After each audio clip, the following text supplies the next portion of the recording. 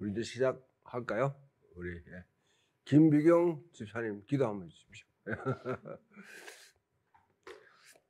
찬양합니다. 아버지 감사합니다. 이 귀한 시간 허락하셔서 아버지 말씀 더 알 수 있고 하나님 나라를 알아갈 수 있도록 저희들을 이 자리에 있게 하시니 감사합니다. 아버지 말씀 전하시는 목사님에게 하나님께서 함께 하셔서 지혜를 다하시고 아버지 저희들이 정말 하나님 나라가 예수님 어떤 분이신지 정말 하나님 앞에서 잘 알 수 있도록 잘 전하실 수 있도록 아버지 힘과 능력을 다해 주시길 원하고 지혜를 주시길 원합니다. 아버지 저희들 부족한 것 많지만 아버지 정말 바르게 알기를 원합니다.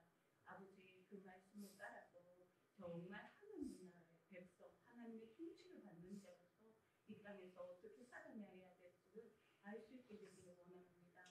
가르쳐 주시기를 원하며 예수님 이름으로 기도드렸습니다. 아멘.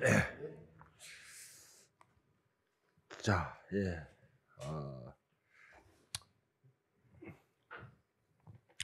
여러분 오늘 교재 아마 2권으로 이렇게 받으셨는데 오늘 할 과목은 그 공간복음 사도행전 강의에 필요한 자료로 이제 우리 7번 7번입니다. 7번 그걸 첫 번째 책 7번이고요.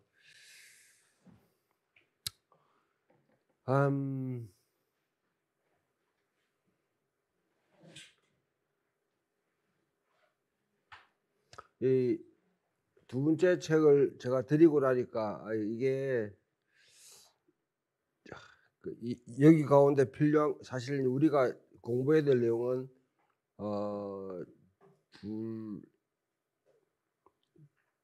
네 번째 다섯 번째가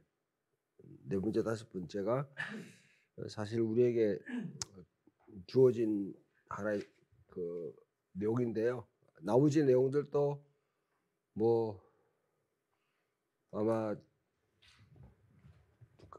강의를 할 수 있으면 또 그래 하도록 그렇게 하겠습니다.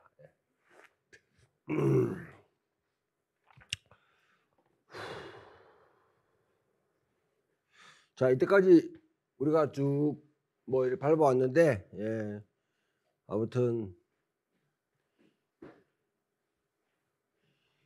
이 6번째까지 얼만큼 기억하는지는 제가 잘 뭐 모르겠지만은 학생들 같으면 시험을 한번 치보겠는데 시험을 칠 수도 없고 시험을 쳐야 정리가 그렇죠. 그래 공부가 되죠. 공부가 되는데 시험 친다고 그러면 다 도망갈 것 같아가지고. 자, 오늘은 지난주는 이제 역사적 예수에 대한 연구라는 측면에서 봤습니다. 자, 역사적 예수에 대한 연구는 한마디로 말하면 잘못된 동기를 가지고 있는 프로젝트였는데,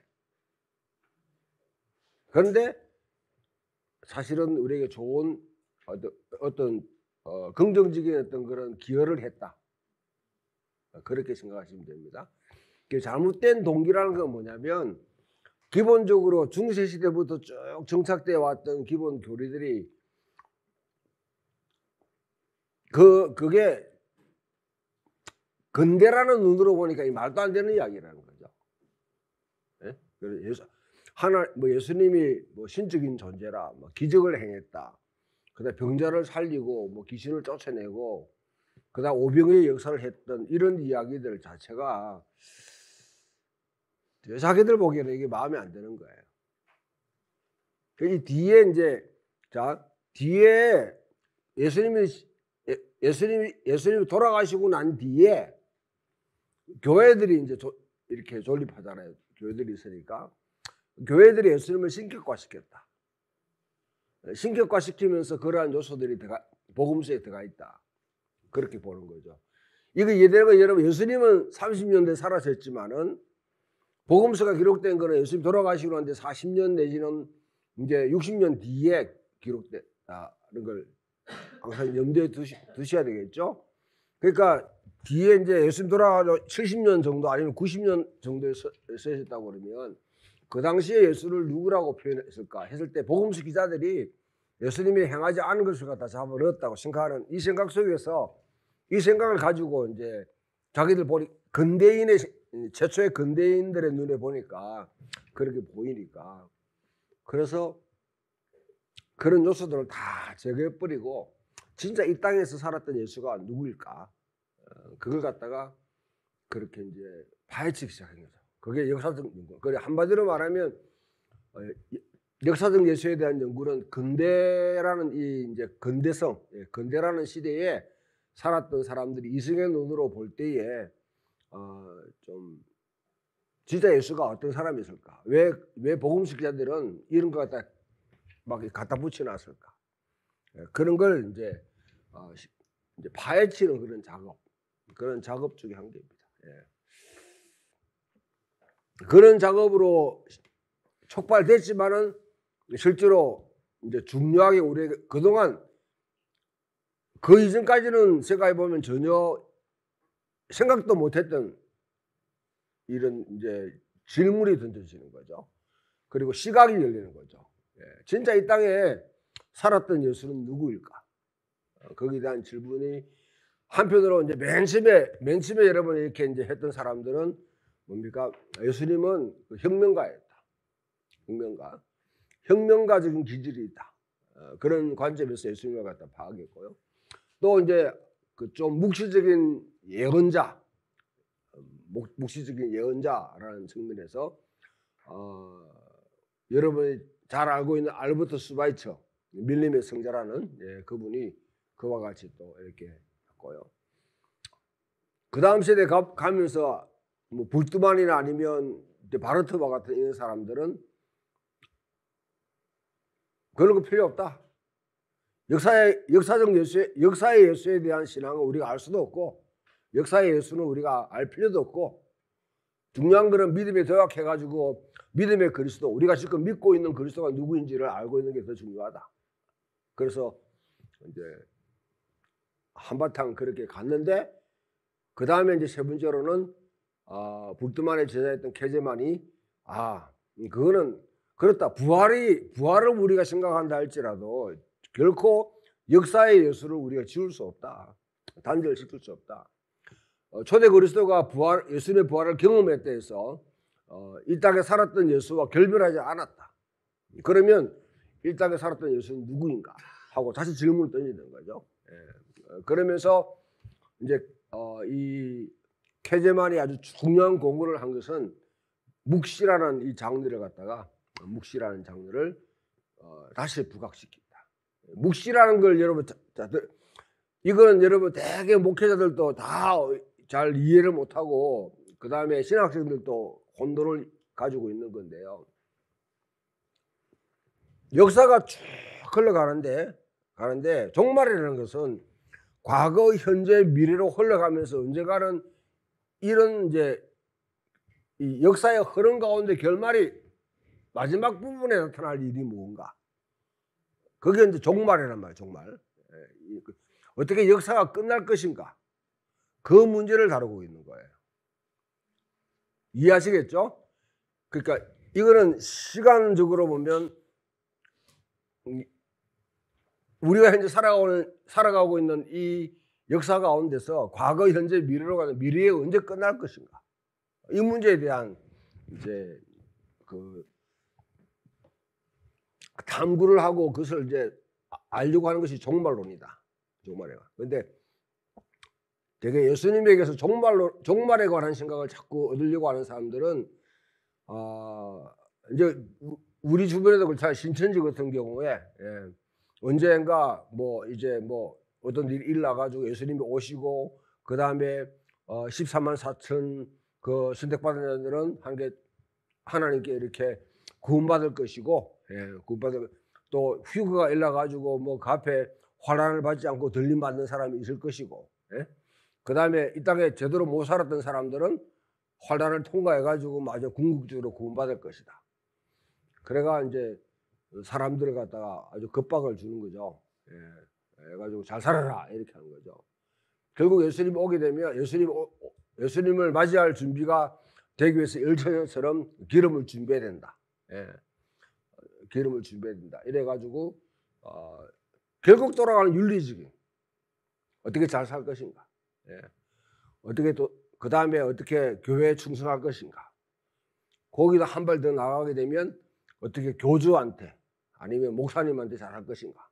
이렇게 해가지고 사람들을 갖다가 가스라이팅해서 아주 그냥 그 그루밍해서 홀가먹는 거죠. 예. 이런 근본적으로 예수님이 땅에 예수님이 누구인지에 대한 근본적인 이해가 잘못됐다는 거죠. 그러니까 조금만. 예.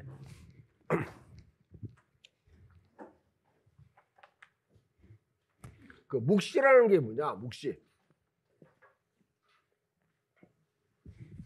지금 이제 묵시와 예언, 지금 역사, 뭐 종말 이런 개념들이 계속 나오는데요. 예. 역사라는 것은 이 땅에 우리가 살아가는 삶에 지금 과거, 현재, 미래가 있는 그거죠. 쭉 흘러가는데 종말은 바로 이 세상 끝에 관한 이야기다. 끝이 언제부터 시작됐느냐. 뭐 그렇게 하게 되면 대개 하는 게 예수님이 기독교적으로 사실 종말이 시작된 것은 언제 봅니까? 예수님이 이 땅에 초림 때부터, 그 다음에 예수님이 마지막 오실 때까지. 이걸 언제인지 알 수 없는데 이때까지다. 그러니까 이게 종말이 아니라 완전히 일상이 되어버렸잖아요. 그렇죠? 종말 하게 되면 끝나야 되는데 안 끝나고 계속 연기되니까. 그래서 이제 노는 이야기가 연기된 종말론, 연기된 파루시아. 그 여러분 성경을 읽어보게 되면 그 예수님의 제자들이나 그 다음에 바울과 같이 초대 그리스도인들이 마치 자기들 생애에 예수님이 오실 것처럼 기대했던 흔적들이 있습니다. 그렇죠? 그러니까 이제 고린도 교회 같은 경우는 데살로니가 교회, 고린도 교회도 마찬가지고 자기들 살아있을 동안에 뭐냐면 예수님이 오실 줄 알았는데 어떤 성도가 먼저 돌아가셨어. 충격받는 거예요. 예수님 오시면 맞이하려고 그렇게 신앙생활을 했는데 같이 기도하고 예배했는데 먼저 돌아가셨다. 두 가지 중에 한 개가 딱 이제 질문이 제기되겠죠. 뭡니까? 예수님이 오신다는 거 알았다? 그럼 약속이 틀린 거 아니냐? 이 질문이 딱 들겠죠, 그죠?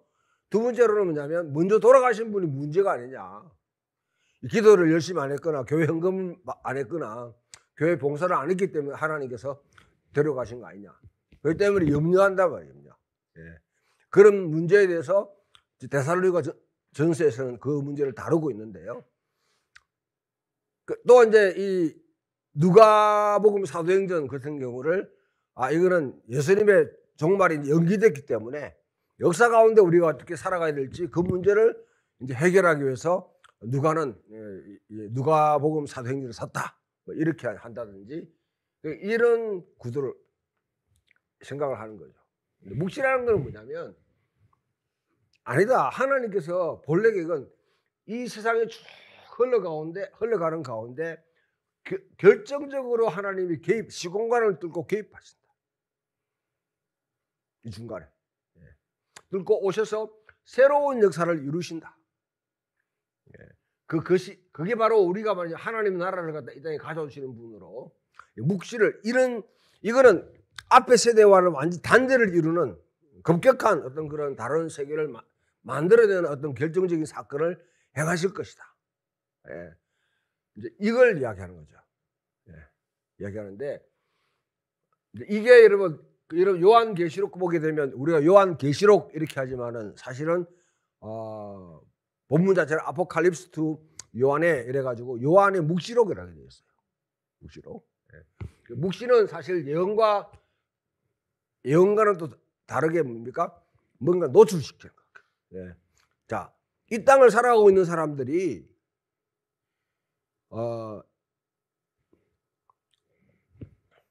우리가 이제 1910년도에 한일 합방했죠. 이제 1905년부터 사실은 굉장히 뭐냐면 일본의 통치에 대해서 저항하는 운동들이 막 생겼어요.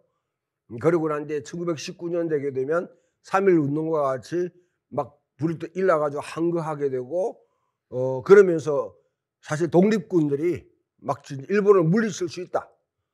일본을 물리쳐야 된다.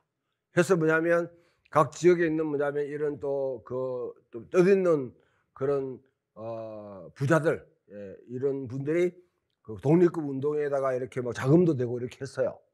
했는데 이게 안 끝나거든.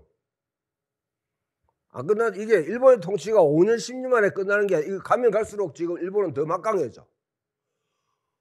그 1940년대 들었으면 이거는 완전 미국과 지금 뭐냐면 한번 붙을 정도로 그 정도로 뭐냐면 거대한 제국이 되니까 사람들이 다 손을 들어버린 거죠. 그래서 3.1 기미운동에 독립선을 했던 사람들의 3분의 2가 다 변절합니다. 변절해요. 그래서 오히려 뭐냐면 일본에 충성해야 된다. 그래야 민족이 보호된다. 나름대로 자기 명목이 있는 거죠. 명목. 자, 그러면 도저히 우리의 힘으로 지금 뭐냐면 일본 통치를 벗어나려고 하는 가망성이 거의 안 보이는 상황이다. 거의 보이지 않는 상황이다. 일제는 창씨 개명을 하게 되고 우리의 전통적인 이제 단발령을 내리고 그 다음에 신사참배하게 만들고 그 다음에 전쟁하는데 공부를 바치게 만들고 이런 그런 압박이 우리한테 막 지금 주어지고 있다. 우리 힘으로는 이 통치를 물리칠 방법이 없다. 그러면 어떻게 해요? 방법은 세 가지예요. 한 가지는 앞에 말했듯이 일본의 통치를 인정하고 그냥 거기에 순응하는 게 순응하는 거. 대다수의 사람들이 이 길로 다 가는 거죠. 두 번째 사람들은 어떤 사람들입니까? 그렇죠. 저항하는 사람들이죠. 저항을 하는 거죠. 저항하면서 일단 두 가지 이제 저항하는 그룹이 아직도 우리는 뭐냐면 이 사람들을 갖다가 어떻게 할 수 있다 생각해가지고 우리 이제 독립 정부를 세우고 김원봉과 같은 사람은 자기 그 암살단이 돼가지고 일본 요인들을 이렇게 죽이고 그렇게 하면서 일본에 대한 저항하는 그룹도 있는 반면에 또한 우리 내부적으로는 기독교 내부적으로는 어떻습니까? 신사참배를 반대했던 그분들은 그냥 이렇게 종교적인 측면에서 이건 더 받아들일 수 없다. 그래서 주기철 목사님과 같은 분들 또 비롯해가지고 고신파에 아주 옛날에 철저했던 분들은 거기에 신사참배 반대 옥에 갇히기도 하고 때로는 그와 순교를 했단 말이죠. 이런 상황이 펼쳐질 때 아무도 소망이 없는데 그때 이제 하나님께서 신실하게 기도하는 사람들, 하나님의 통치를 열망하는 자에게 하나님이 환상을 보여주는 거죠. 현실적인 언어로 이야기하면 도저히 이해할 수 없으니까. 그래서 하나의 그림 언어로 보여주면서 내가 죽지 않았다. 내가 너희를 떠나지 않았다. 너희 가운데 개입해가지고 어떤 일을 지금 진행하고 있다. 실망하지 마라 하면서 격려해주고 다시 뭐냐면 그 가운데 전혀 드러나지 않지만은 누룩과 같이 기사시와 같이 하나님 나라를 갖다 견지하고 하나님을 믿으며 신실하게 살아가라고 그렇게 뭐냐면 용기를 북돋아주며 새로운 전망, 하늘의 전망을 보게 하는 거죠. 그게 바로 요한계시록입니다. 종말에 어떤 일이 일어날지 그거 같이 하는 게 아니고요. 1차적으로는 1세기에 있는 사람들에게 그와 같은 새로운 소망을 불러일으키게 준 책이 바로 요한계시록인데 이 책을 자꾸 종말에 관한 책으로 이해하기가 풀어지니까 엉뚱하게 자꾸 그렇게 해석하고 오용되고 있는 거죠. 그와 똑같이 묵시라는 것은 이 예수님을 연구하는 자들이 뭐냐면 예수님이 묵시적 예언자였다는 말은 오랫동안 다니엘서라든지 아니면 에스겔서나 이런 이제 문헌 속에 절망 가운데 1세기 당시에 어떤 사람이라도 대부분 사람들 로마의 통치에 대해서 사실은 물리칠 가능성이 거의 없는 상태예요. 그런데 그 가운데 앞에 우리 독립군과 같은 분들이 열심당원들은 여전히 이제 이걸 갖다가 자객하면서 열심당원들 열심히 품고 저항할 수 있다. 그런데 저항해가지고 결국 그 결과가 뭐예요? AD 70년에 그 민족이 완전 멸망당하는 거죠. 그래서 결국 AD 135년에 바로 코크바 전쟁에서는 완전히 그냥 국가라는 이스라엘이라는 민족 국가 자체가 소멸돼 버려요. 그런 무모한 짓을 한다 말이에요. 그럼 예수님은 그럼 예수님은 어떤 대안을 내놓냐? 무력으로 로마를 무찌르는 것도 아니고, 정치적으로 뭔가 성공해가지고 하려고 하는 것도 아니고, 예수님은 도대체 어떤 대안을 내놓는가? 그게 우리 복음서에 나타나 있는 바로 이 하나님 나라에 대한 비전입니다. 궁극적으로 그 길은 십자가를 통해서 이루어지는 거죠. 십자가를 통해서. 그러니까 이거는 아무도 예상하지 못한 길이잖아요. 예. 하나님이, 이 말은 육시적인, 하나님이 예수 그리스도가 하늘에서 오셔서 이 땅에 사시면서 이 땅의 사람들이 견지하고 있던 가치나 삶의 방식이 아닌 전혀 다른 버전의 뭐냐면 대안을 제시해 주셨고, 그 버전이 바로 여러분 잘 알고 있는 산상수훈에 포함되는 거예요. 했었고, 그 다음에 예수님이 자기가 말씀하시는 그 하나님 나라 버전을 실질적으로 구현하기 위해서 십자가에 죽으셨다. 로마가 짜놓은 형태로 죽었다. 여기로 십자가 죽어버리면 사실은 기독교 운동은 끝이에요. 그냥 옛날에 어떤 한 사람이 좀 미친 좀 사람이 와가지고 사람들을 휘저어놓고 돌아가셨다. 이렇게 기억될 수밖에 없습니다. 그런데 하나님이 그걸 살렸다. 살리셨다. 그 예수님의 이 십자가와 부활, 그리고 하나님 보좌편에 자정하셔서 우리가 성령을 내려 보내준 이 사건 자체가 하나의 무시적 사건이 되는 거죠. 이거는 옛날 그 예언자들, 특히 이제 다니엘 같은 예언자들이 예언했던 그분으로 오셔서 이 땅에 완전히 새로운 세계를 갖다 우리에게 제시하셨다. 새로운 세계. 그래서 현재와 같이 쭉 이어지는 연속성이 있는 그런 세상이 아닌 전혀 다른 세상을 우리에게 보여주셨다. 미리 맛보기로 말하지만 예수님의 십자가 죽음 자체를 초대 그리스도는 새로운 출애굽, 새로운 창조, 그 다음에 하나님 나라가 시작되는 것으로 봤단 말이죠. 새로운 출애굽이라는 것은 억압에서 풀려났고, 그 다음에 새로운 창조가 지금 누구든지 그리스도 안에 있으면 새로운 피조물이라. 이전 것은 지나가시 보라 새 것이 되었다. 그 새로운 창조에 속해 있는 사람으로 우리가 이제 살게 됐다. 그 다음에 그때부터 하나님이 직접적으로 왕으로서 이제는 통치하는 시간이 이제 시작됐다. 누구든지 믿는 자에게. 이거는 이전까지 오던 이 세상과는 전혀 다른 종류의 세상이 이 땅에 지금 돌아왔다는 거죠. 그것이 지금 파급되기 시작한다. 그런 측면에서 하나의 묵시적인 사건이다.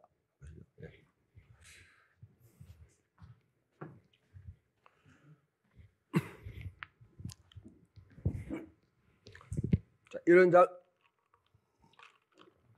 점에서 이제 그러면 한 예언자로서 예수님이 어떤 분이었는가?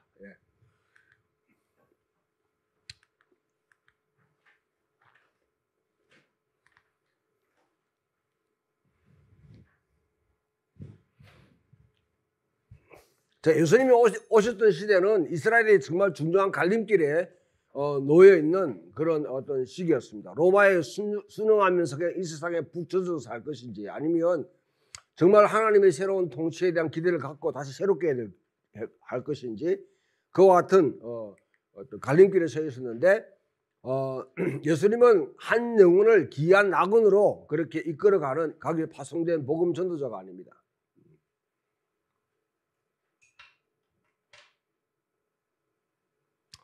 미안한 말이지만은 빌리 그레함 같은 분이 아니라는 거죠. 빌리 그레함 같은 분. 빌리그램이 수많은 가면서 막 부운동하면서 많은 사람들 갖다가 사실은 이제 뭐 이렇게 복음 전하고 믿게 하고 뭐 그렇게 했죠. 그 자체를 우리가 뭐 표명할 필요는 없습니다. 표현할 필요. 그런데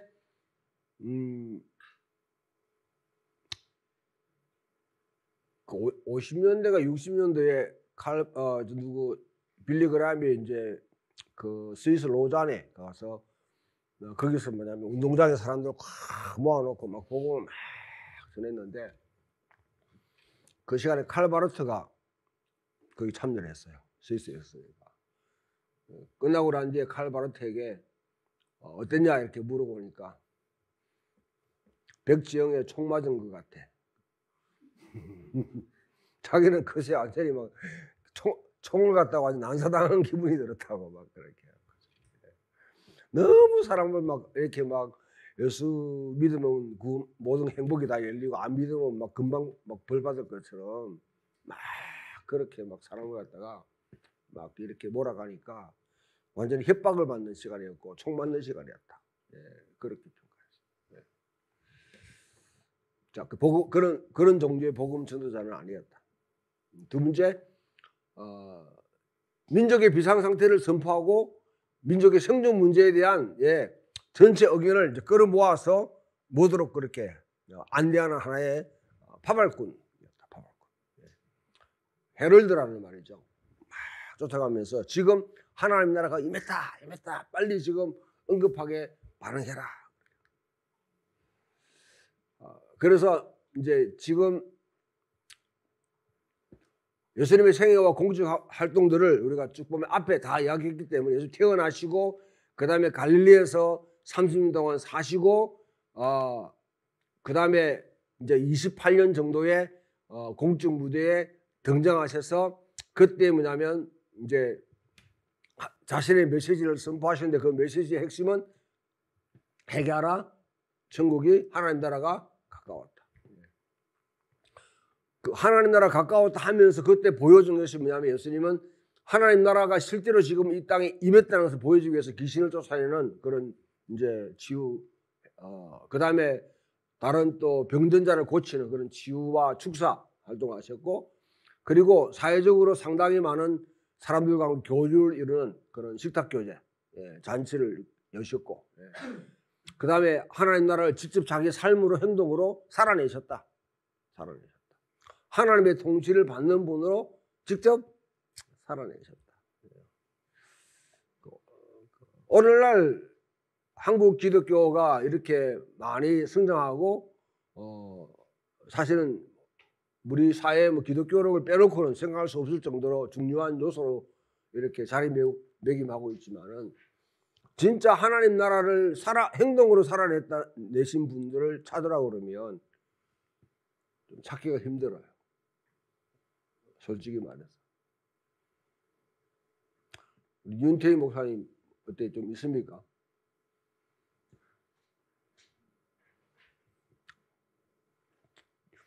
저는 전혀 없다고 생각하지 않거든요. 전혀 없다고 생각하지 않는데 진짜 하나님 나라를 갖다 행동으로 살아내시던 분들은 별 주목을 못 받거나 아니면 다른 사람 눈에 띄지 않을 수도 있어요. 아니면 그분들의 가치가 폄하된다든지 행동이 잘못 이해되는. 이 하나님 나라를 세우시고 난 예수님은 12제자를 부르시고 그들을 특별한 지위를 부여하셨다. 그러면 12이라는 이것은 뭡니까? 새로운 이스라엘을 갖다가 세운다 하는 상징적인 어떤 그런 그 조치죠. 그 다음에 성전에서 한 번의 어떤 그런 극적인 어떤 행동, 가서 드라마와 같은 행동을 펼침으로 말미암아 당시의 대제사장 제도에 대해서 근본적으로 분노를 촉발하게 되고 그 결과로 로마인들에게 넘겨지고 그 다음에 반란자들과 똑같은 그런 죽음을 죽었다. 십자가에 죽으셨다. 그런데 그 예수가 얼마 지나지 않아 가지고 그 추종자들이 예수가 살아나셨다고 그래 주장했다. 그러면서 이 제자들은 전혀 새로운 방식으로 예수님의 일을 이제는 바톤을 이어받아 가지고 수행하였다. 근데 이들 중에 상당수는 거의 유대인들과 이방인들에게 다 박해를 받았다. 이 땅에서.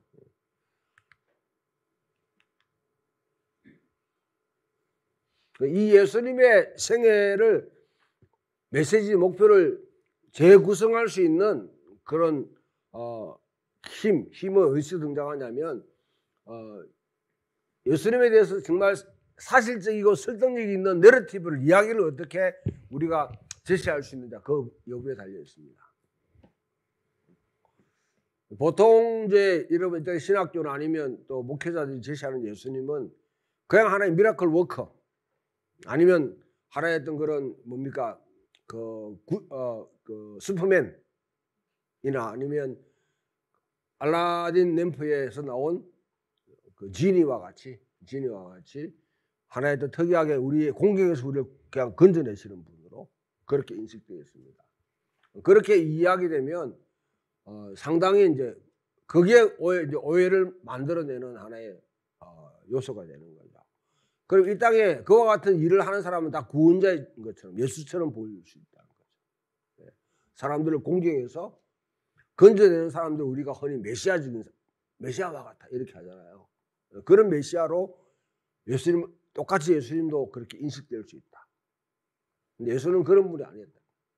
이스라엘 창세기부터 지금 이스라엘이 오랫동안 얽고 계속 반복하면서 숙고해왔고 묵상했던 그리고 예수님 당시의 사람들이 학수고대해왔던 그 소망을 빼놓고 이야기해버리면 예수는 정말 잘못 이해되는 거죠. 그래서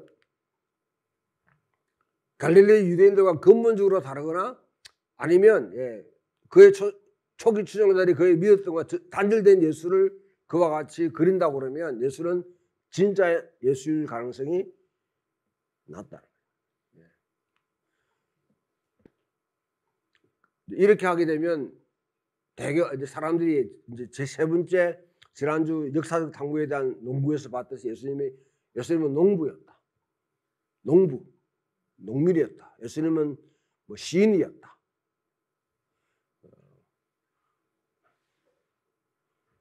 시인하게 되면 어떻게 굉장히 좀 낭만적으로 생각하시죠? 대부분. 김성과 같이 아니면 이런 이제 시인들 생각하기 낭만적으로 생각하는데 본래 여러분 시인이 왜 시인이냐면 산문으로 표현할 수 없기 때문에 자기 생각을. 그러니까 구체적으로 표현하게 되면 잡혀가요. 죽는다고 죽어. 그러니까 뭐냐면 아주 그냥 정제된 언어로 이 세상에 대해서 이야기를 하는 거죠. 그래서 모든 예언자들은 다 시인입니다. 시인. 예언자들. 그래서 월트 브루그만이 예언자적 상상력이라는 것을 이야기할 때 그때 그 예언자들의 대표적인 사람이 누구냐? 바로 시인들. 시인의 눈으로 현실을 바라보는 사람들.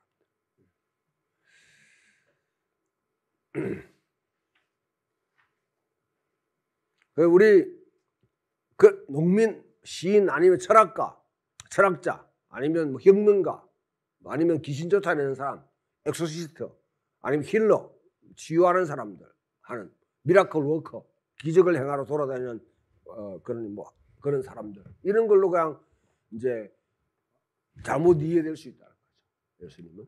그러나 그런 예수님을 그렇게 한 그림으로만 그렇게 축소시켜서는 예수님은 이해될 수 없는 분이에요.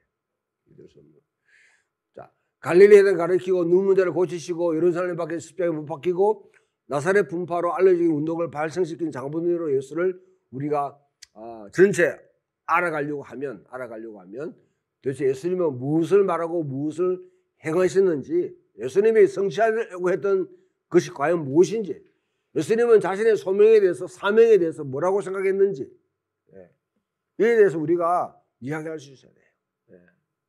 안 그러면 교리로 박제된 예수 아니면 굉장히 이렇게 완전히 지금 아까 제 세 번째 탐구하는 사람이 말했듯이 예수를 갖다 완전히 해체시켜 버려가지고 한 사람의 철저한 인간의 모습으로 영웅적인 사람으로 만들어버리는 그런 오류를 그렇게 자, 우리 읽어봅시다. 여기 시작. 예수께서 자신을 이스라엘을 위한 하나님의 구원 계획을 선포하고 실행하시는 분으로 여기셨다는 분명하다. 그의 메시지의 핵심은 선지자들이 예언한 새로운 출애굽이 이루어지고 있다는 주장이다. 그는 이스라엘에게 결정의 날이 도래했다고 경고하고 이스라엘의 구원은 어떻게 이루어지는가 그것을 제시했습니다. 그것은 로마에 대한 군사적 혁명이나 로마 협력하는 정치적 정적주의, 협력주의가 아니라 야훼가 시온으로 귀환한다. 포로 생활이 종식된다. 야훼가 진정한 왕으로 이제 오신다. 이 아브라함과 이삭과 야곱의 하나님, 창조이신 참 하나님이 마침내 시온의 왕이 되기 위해서 오신다 하고 그렇게 선포하였습니다. 이 일이 예수님이 자기 사역과 자기의 인격을 통해 지금 일어나고 있다. 자기 삶에서 그렇게 주장하시는 것이죠. 자, 그래서 예수님을 이해하기 위해서는요, 여러분들 보면 예수님은 한 사람이 예언자였다. 예언자였다 하는 것은 이거는 뭐 여러 가지 예언들이 많이 등장했는데 예수님 당시에 그럴 수밖에 없어요. 왜냐하면 세대가 정말 어려운 시대다. 어려운 시대. 예수님이 등장할 때부터 아주 그냥 이와 같이 로마의 군합발에 짓밟히면서 하나님 쉽게 말 거기에 저항하는 사람들은 숨도 못 쉬도록 만드는 그런 현실들이 막 펼쳐지고 있었기 때문에 거기에 대한 하나님의 어떤 그런 계시를 보여주고 하나님이 자기들을 통해서 일을 한다고 하는 이런 이제 사람들이 막 생기는 거죠. 그 앞에도 했지 우리 뭐 하스모니안 왕조 이후에 뭡니까 뭐 열심당원들 그다음에 사두개파, 바리새파 또 헤롯당 뭐 에센파 등등의 운동들이 막 그래 생기면서 나름대로 그 위기를 갖다가 어떻게 헤쳐나갈지 다 자기들 나름대로 지금 의견을 제시하고 있는 그런 가운데 있었다. 다들 이스라엘이 오랫동안 지켜온 소망들 그게 성취되기를 학수고대하고 있었습니다. 그래서 그들의 제시하는 이겁니다. 하나님의 언약의 하나님은 그 백성을 다시 재건하고 포로 생활을 끝내고 그들의 죄를 용서하기 위해서 행동하실 것이다. 그렇게 되면 이스라엘은 더 이상 이교도의 지배를 받지 않고 이스라엘 민족은 그런 이교의 통치로부터 자유로워질 것이고 해방의 수단은 논쟁의 여지가 있었지만은 목표는 분명했다. 어느 방법을 사용하느냐는 다 달랐지만은 그러나 그런 목표는 다 동일했다. 예수님 활동하실 때 세례 요한이라는 사람이 와가지고 그와 같이 이제 세례 요한이라는 사람을 딱 등장하면 여러분 뭐가 딱 인상에 딱 이렇게 듭니까? 여러분들이 딱 이렇게 세례 요한하면 딱 이렇게 떠오르는 이미지가 어떤 이미지입니까? 회개하라 친구들 떠왔다. 예. 엘리야 같은 사람. 예.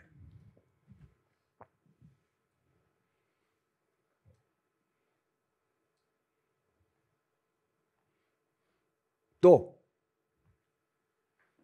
더 나와야 되죠.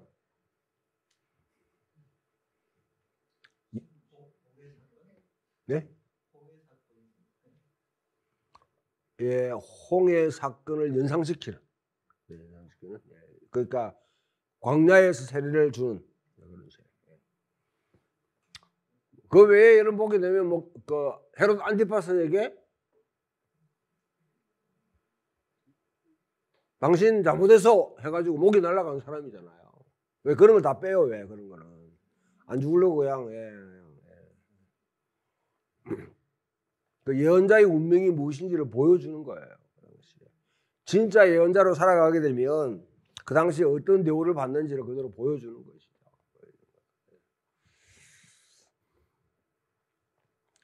학교에서 잘리고 교회에서 쫓겨나고 그럴 자신은 없는 거죠. 그냥,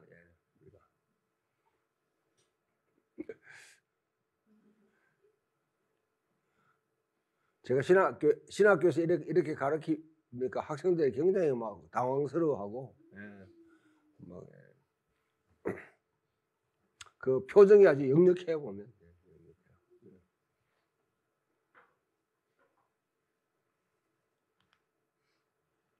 그 여러분 한마디로 말하면 그 당시 1세기 당시에 광야에서 세례를 주는 운동을 했다고 그러면요. 어떻게 생각하겠어요? 많은 사람들 생각에. 아, 그냥 종교적인 퍼포먼스 하구나. 아니면 뭐 이렇게 뭐 좀 이렇게 이상한 일을 하구나. 그렇게 볼 수 있지만은 100%는 아니라 할지라도 일단 여러분 그 당시에 유대를 다스리는 사람의 눈에는 저거는 굉장히 위험한 사람입니다. 정치적인 행동이에요. 왜냐하면 광야에서 그와 같이 세례를 준다는 것은 이미 여러분 그 홍해 사건이나 아니면 요단강에서 일어났던 사건과 연상시키는 그건 뭐냐 옛날 모세가 했던 일을 갖다 자기가 지금 반복하는 거거든요. 그러면 새로운 출애굽을 일으키겠다. 새로운 출애굽을 일으키겠다는 하나의 그 암시를 주게 되어 있습니다. 그런 사람들은 현실에 대해서 현재 여러분 이 현상 유지에 대해서 뭡니까? 그냥 인정하는 사람이 아니라 뒤 흔들려고 하는 것이죠. 오늘 우리 굉장히 우리가 하는 게 뭡니까? 힘으로 현상을 변경시키려고 하는 시도에 대해서 우리는 반대한다.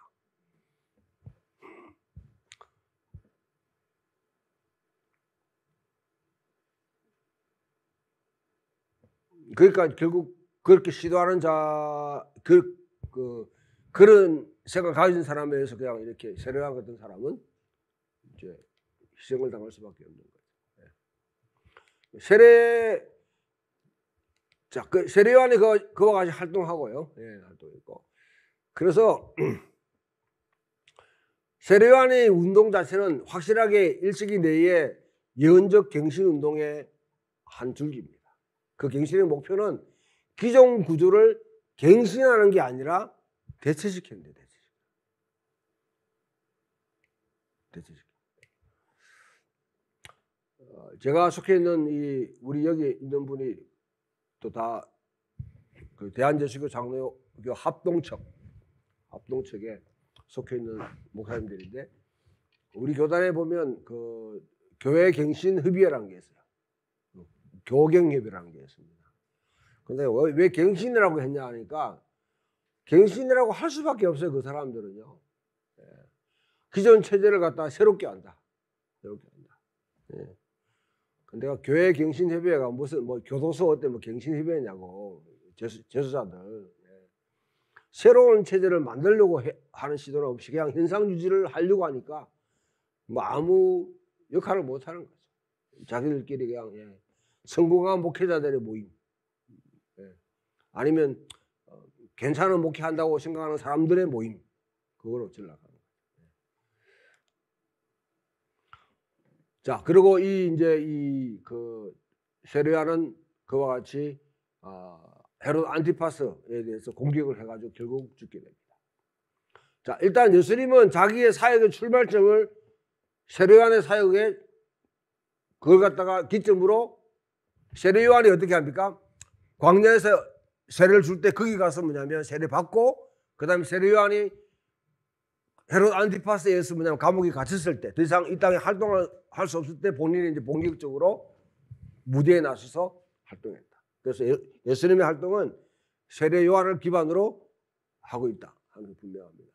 자, 이걸 딱 하게 되면 여러분들이 이제 복음서 기자들이 왜 맨 처음에 예수님이 등장하기 전에 왜 그 세례 요한을 계속 이렇게 도입하는지 이해하시겠죠? 왜 그렇게 하는데 이해는 하는데 왜 그렇게 할까요?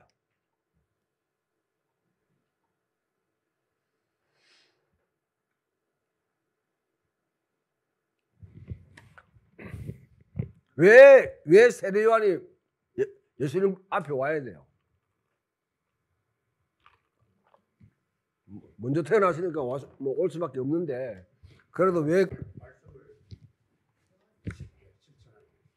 예언의 말씀을 어떤 예언의 말씀? 메시아가 오면 엘리야가 아, 예, 그거는 여러분들 이제 말라기를 읽어보면 되죠. 그 구약의 맨 마지막이 뭡니까? 말라기죠. 말라기의 제일 마지막 장이 4장이에요. 4장의 제일 마지막에 보면 엘리야에 대해서 이야기해요. 한 펴보세요, 여러분.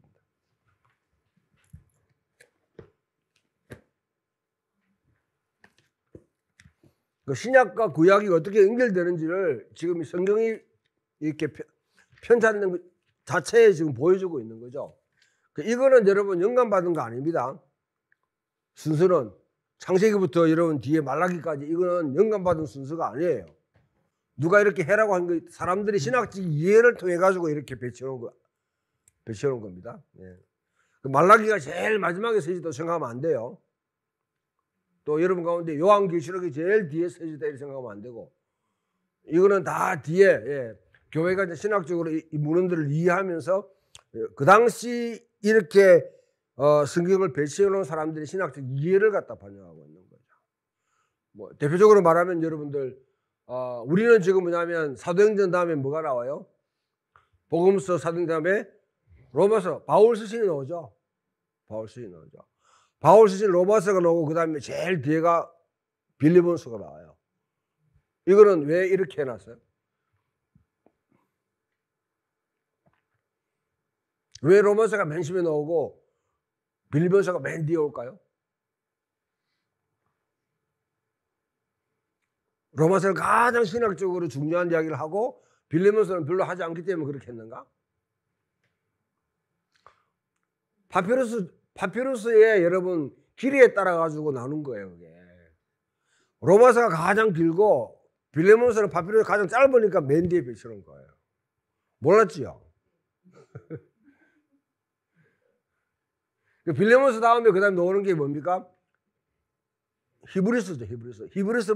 히브리서가 이제 애매모호하지만 히브리서부터 마지막 유다서까지를 갖다가 공동서신이라고 그렇게 합니다.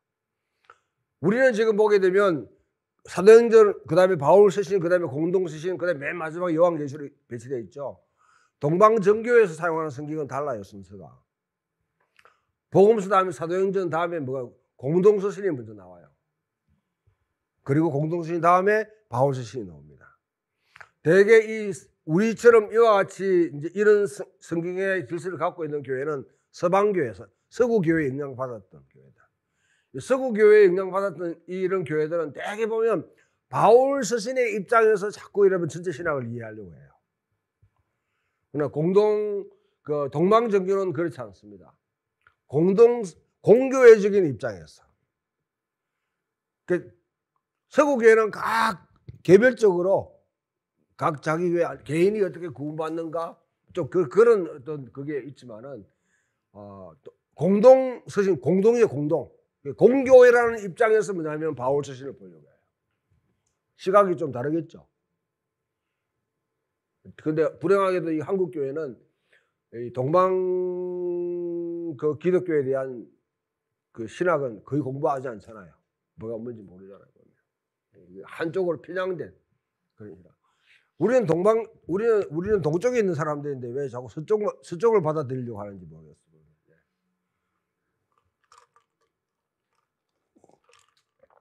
농담이고요. 말라기. 자, 구약에 보면 말라기 제일 마지막 읽어보면요. 4장 4절부터 6절까지 읽어봅니다.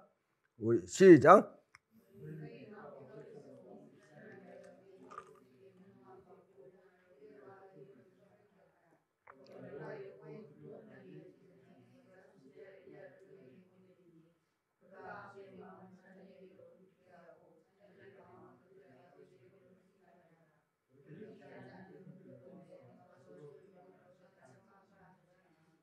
예, 이 말씀이 구약의 맨 마지막의 말씀으로 우리에게 지금 배치해놔도 굉장히 의미가 있는 거죠.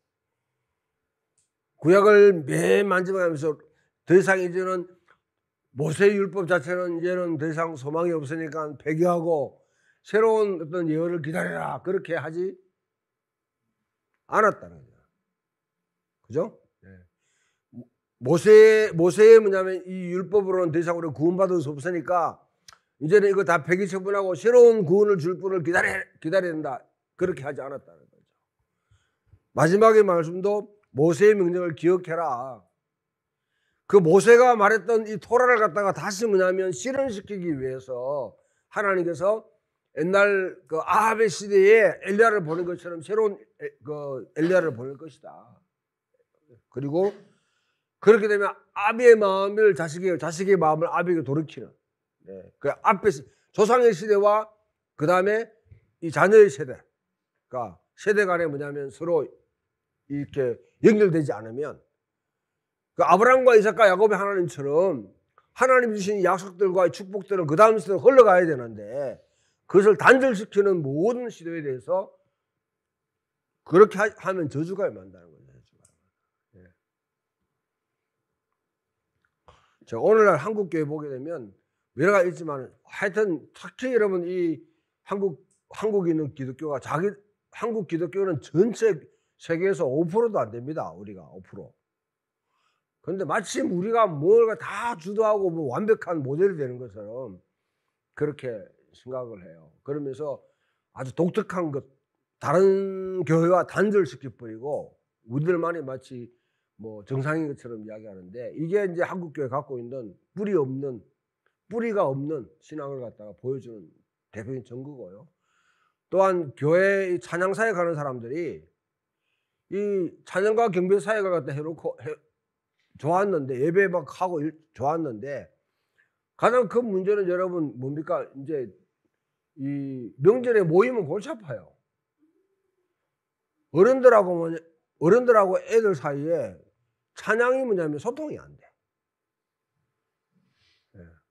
어른들 중심으로 찬양을 해놓으면 애들이 가만히 있고 애들 중심으로 하면 어른들이 뭐냐면 굉장히 당황스럽고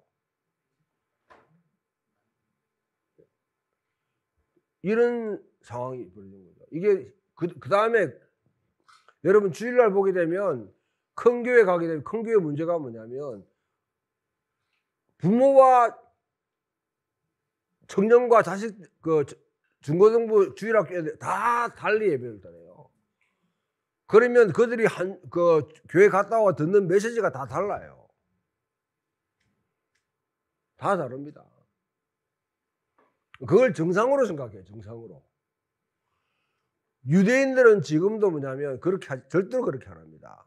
유대인들은 지금도 네 세대가 함께 모여서 예배드려요. 동일한 메시지 하나님께 말씀을 듣고 묵상하고 그 집에 와가지고 야, 너 무슨 말씀 들었냐 하면 아이가 듣고 이해한 것을 갖다가 부모가 들었기 때문에 풀어줄 수 있잖아요. 이렇게. 근데 요즘은 뭐냐면 부모들 그 신앙지 관심에 애들 주일학교 너 전사님 뭐라고 이야기하면 전사님 왜 그래 설교하지? 이렇게 하면서 뭐냐면 이제 서로 세대 간의 단절이 생기는 거죠. 문제가. 뭐 어쩌다가 이거가 또 설교하게 됐는데 아무튼 예. 이게 구약의 세대와 신약의 세대를 갖다 이어주는 지금 역할을 한다 말이죠. 이거 외에 이제 여러분 말라기 3장 1절을 한번 펴보세요. 3장 1절 시작.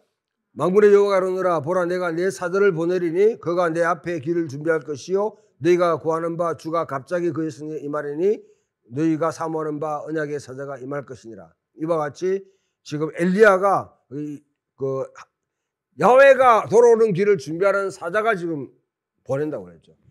그 다음에 여러분 이제 세례 요한을 갖다가 또 표시하는 중요한 곳이 이사야 40장에서 55장 우리가 흔히 말하는 제2 이사야서라고 그렇게 해요. 거기에 첫 이사야 40장 한번 가보십시오. 40장.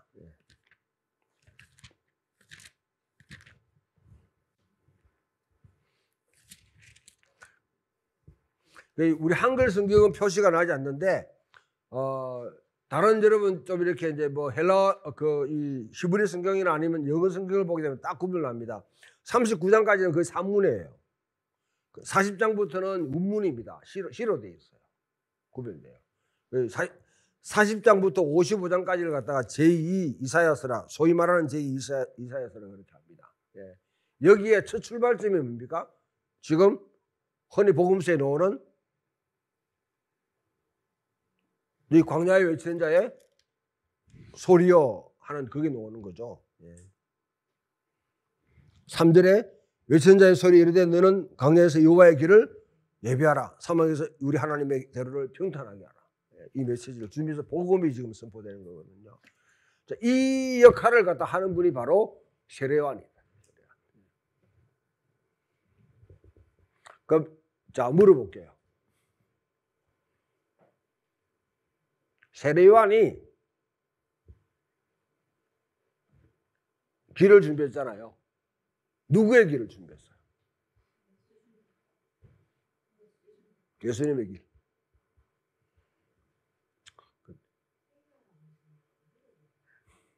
본래 여러분 이 연구절에는 세례요한이 준비하는 야훼의 길을 준비하는 겁니다.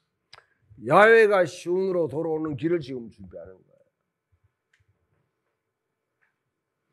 여기에 뭐냐면 하나의 세례요한의 의식은 뭐냐면